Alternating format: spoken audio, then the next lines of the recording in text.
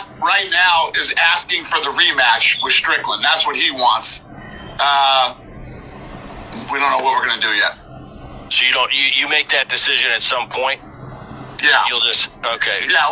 Does Strickland want it? Oh, Strickland will fight anybody. Yeah. So okay, macam yang korang tengok tadi, Kamzat dia nak akan rematch untuk fight dengan Sam Strickland.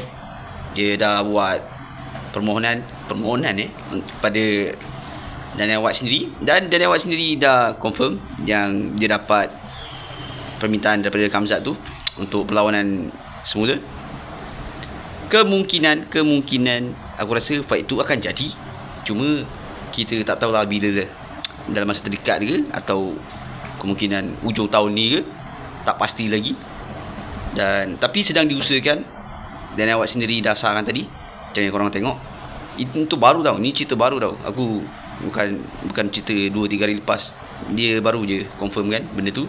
Jadi sama-sama lah kita tunggu nanti.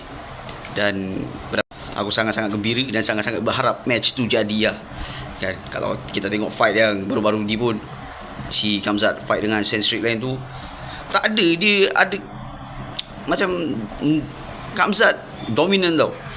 Perlawanan tu Kamzat yang, kalau kita boleh tengok daripada fight tu, memang betul-betul Kamzat yang dominan, cuma ada kena sikit muka dia lah.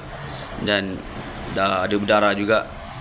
Sebab cuma kalau dia dapat aja Kamzat bawa main grappling, main kat bawah, tak ada, memang tak function Sam Strickland tu.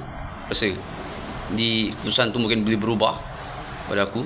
Dan aku harap sangat fight ni jadi untuk perlawanan rematch. Harap-harapnya lah. Dan kita tunggu nanti kalau ada official statement daripada UFC sendiri. Kalau benda ni jadi, nanti aku update kat korang.